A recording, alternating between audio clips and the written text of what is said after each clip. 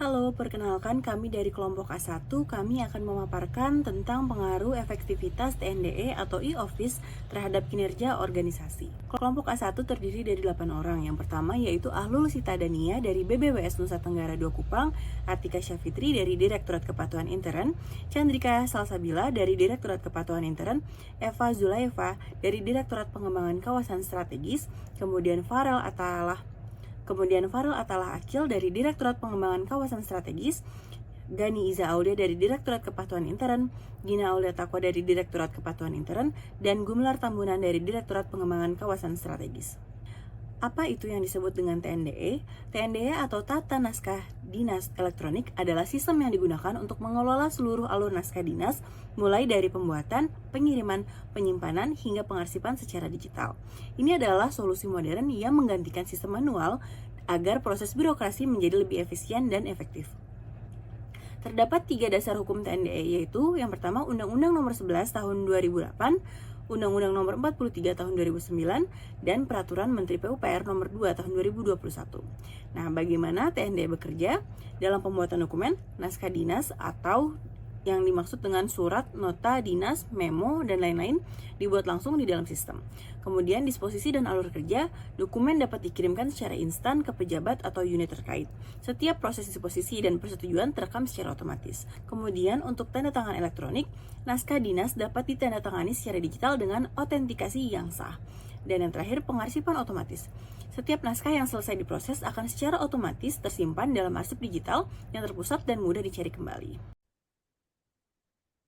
Nah, dalam penerapan TNDE mengalami beberapa permasalahan atau isu, diantaranya yang pertama, isu satu, masalah kesiapan sumber daya manusia, di mana didapat data dan fakta bahwa masih ada kurangnya literasi digital ASN dalam penggunaan TNDE. Yang kedua, budaya kerja yang masih belum mendukung sepenuhnya dalam digitalisasi. Dan yang ketiga, masih ada sikap resistensi terhadap perubahan, di mana tidak semua pegawai menerima perubahan.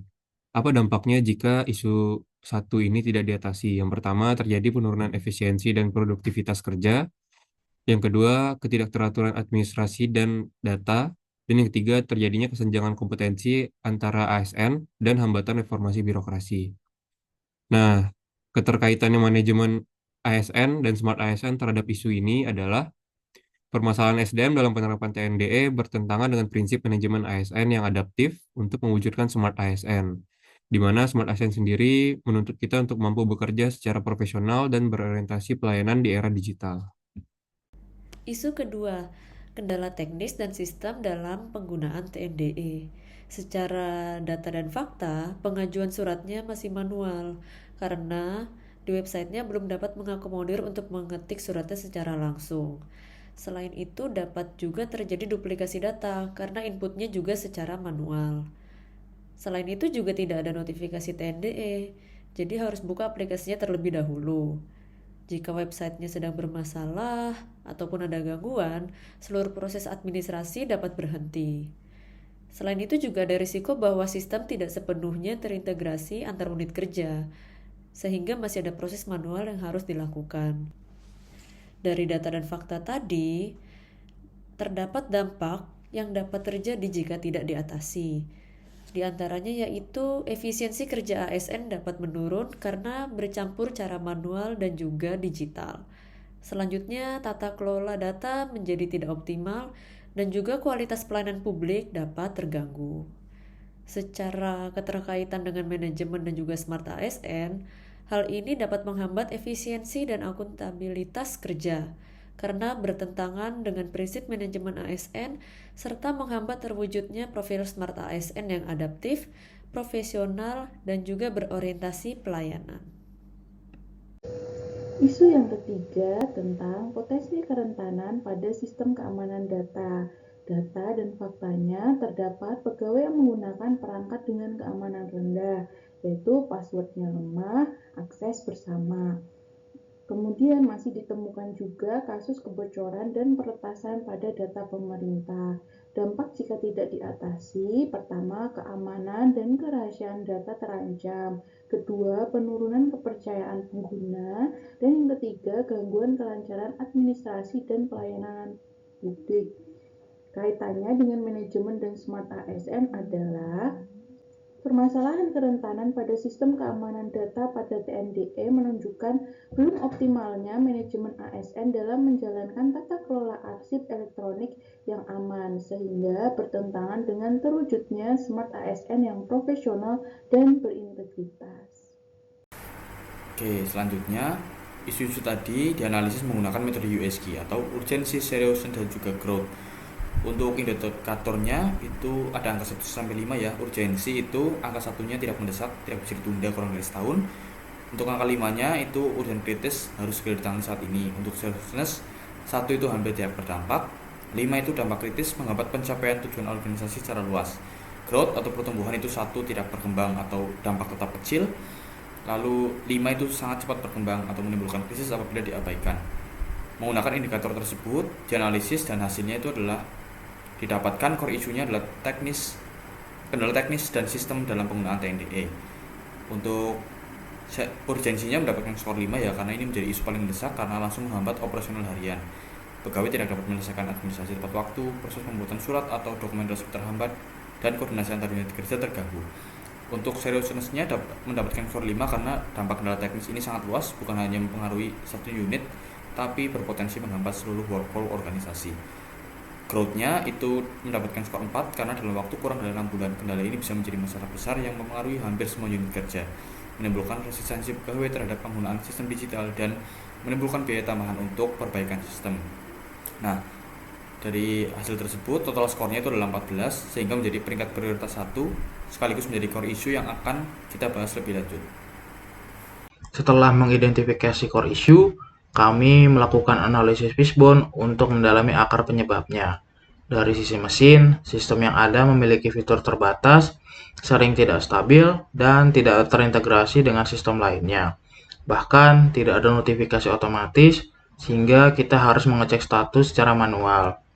Selanjutnya, dari sisi metode, kebijakan yang lemah menyebabkan prosedur manual dan digital berjalan secara paralel, sehingga menciptakan duplikasi proses yang tidak efisien. Kemudian dari faktor manusia, banyak pegawai yang kurang pelatihan dan kurang kesadaran, sehingga cenderung kembali ke cara manual karena adanya resistensi terhadap perubahan. Dan yang terakhir, dari sisi lingkungan, masih kuatnya budaya kerja lama yang berbasis kertas, serta kurangnya dukungan pimpinan yang konsisten, sehingga membuat transisi ke sistem digital berjalan dengan lambat. Nah, dari hasil analisis isu tersebut, kami merekomendasikan 3 rencana aksi. Yang pertama, yaitu pengembangan fitur TNDE Assistant, yaitu menyediakan layanan bantuan instan 24 jam dengan menambahkan fitur chatbot berbasis AI sederhana di dalam aplikasi TNDE. Chatbot ini dapat menjawab pertanyaan umum, membantu navigasi, dan memberikan solusi dasar. Tujuannya yaitu agar pengguna dapat menyelesaikan masalah dasar secara mandiri sehingga lebih efisien. Yang kedua yaitu one-click template, yaitu membuat template surat standar yang sudah disesuaikan dengan format resmi Kementerian PU. Lalu, template tersebut dikumpulkan di sebuah folder yang mudah diakses di dalam sistem atau intranet. Saat membuat surat, pegawai hanya perlu mengunduh template tersebut dan mengisinya lalu mengunggahnya. Tujuannya yaitu untuk meminimalkan waktu yang dihabiskan untuk format surat dan mengurangi kesalahan pengetikan. Yang ketiga yaitu pembuatan panduan TNDE interaktif, yaitu mengembangkan serangkaian video tutorial singkat yang fokus pada fitur spesifik, misalnya cara mengunggah dokumen, cara meminta tanda tangan, atau cara melacak status surat. Tujuannya yaitu untuk menyediakan sumber daya belajar yang fleksibel dan mudah diakses untuk para pegawai yang tidak memiliki waktu untuk mengikuti pelatihan formal. Untuk saran manajemen ASN-nya, di mana yaitu menyusun kebijakan wajib menggunakan TNDE secara bertahap dan konsisten, kemudian meningkatkan kompetensi ASN melalui pelatihan dan digital skill, lalu menyediakan dukungan teknis dan juga infrastruktur agar sistem lebih andal dan juga terintegrasi. Untuk Smart ASN, di mana mendorong ASN untuk adaptif terhadap teknologi digital dalam kegiatan administrasi. Kemudian menerapkan budaya kerja yang efisien, kolaboratif, dan akuntabel yang berbasis TNDE, lalu menjadikan ASN sebagai agen perubahan untuk mengurangi praktik manual dan juga untuk pelayanan publik.